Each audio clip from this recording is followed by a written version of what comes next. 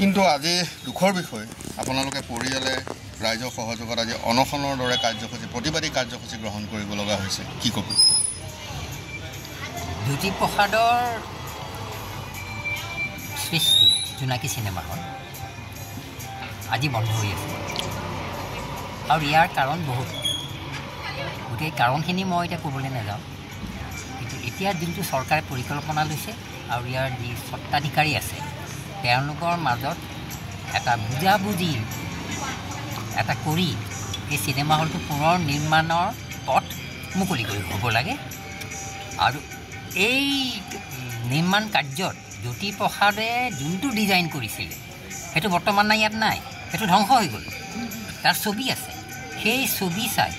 পুনৰ যাতে সেই তোৰণখন সেই জোনাকী চিনেমা হলৰ যোনটো তোৰণখন সেই তোৰণখন যাতে ইয়াত আহি যাতে সেইটো আমি দেখা পাওঁ তেতিয়াহে জ্যোতিপ্ৰসাদক প্ৰকৃত শ্ৰদ্ধা জনোৱা হ'ব চৰকাৰৰ অনীহা কিয় চৰকাৰৰ অনীহাৰ কথাটো মই ক'ব নোৱাৰিম 7 বছৰ হ'ল কিন্তু 7 বছৰ হ'ল কেইবাবাৰ আগতেই সৰ্বানন্দ সোণোৱাল দেৱে তেখেতে মুখ্যমন্ত্ৰী থাকোঁতে ইয়াতে আধাৰশিলা স্থাপন কৰিছিলে কিন্তু তাৰপিছত কিয় বন্ধ হৈ গ'ল এইটো এটা ৰহস্য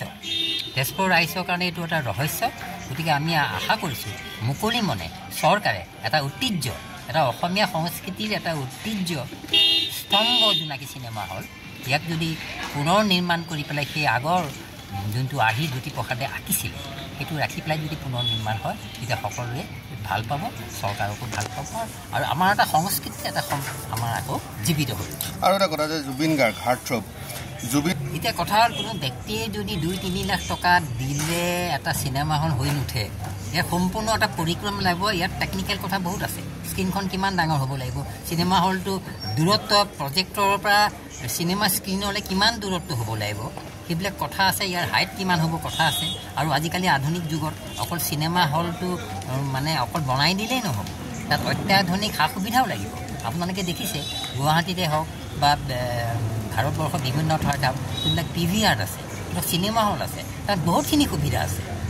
চিনেমা হলৰ লগতে অনুষাংগিক আৰু বহুত সুবিধা আছে এই গোটেইখিনি থাকিলেহে এটা পূৰ্ণাংগ আধুনিক চিনেমা প্ৰেক্ষাগৃহ হৈ উঠিব সেইকাৰণে ধৰক অলপমান টকা দিলেই চিনেমা হল এটা হৈ যোৱাৰ সেইটো এটা অলিক সপোনহে যে দেখিছে 3 কোটি টকা এতিয়ালৈকে দিছে এতিয়া হৈ উঠা নাই গতিকে এইটো এটা পৰিকল্পনা কথা ইয়াত টেকনিকেল ইছ্যু বহুত আছে গোটেইখিনি জানি বুজি এই বিষয়ে এখন কমিটি এখন হ'লে খুব ভাল কাৰণ ইয়াত চোৱা চিতা কৰা বহুত মানুহ লাগিব অকল চৰকাৰৰ হাতত এৰি দিলেও কিন্তু বিপদ হ'ব পাৰে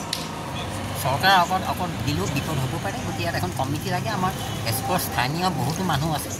অন্য ব্যক্তি বহুতো আছে এই বিষয়ে জনা মানুহো আছে গতিকে লৈ পেলাই যদি এখন কমিটি কৰি পেলাই যদি এটা তৈয়াৰ কৰি পেলাই এটা ব্লু প্ৰিণ্ট তৈয়াৰ কৰি পেলাই যদি আগবাঢ়ে মই ভাবোঁ তেতিয়া কৃতকাৰ্যৰে এই কামখিনি সম্পূৰ্ণ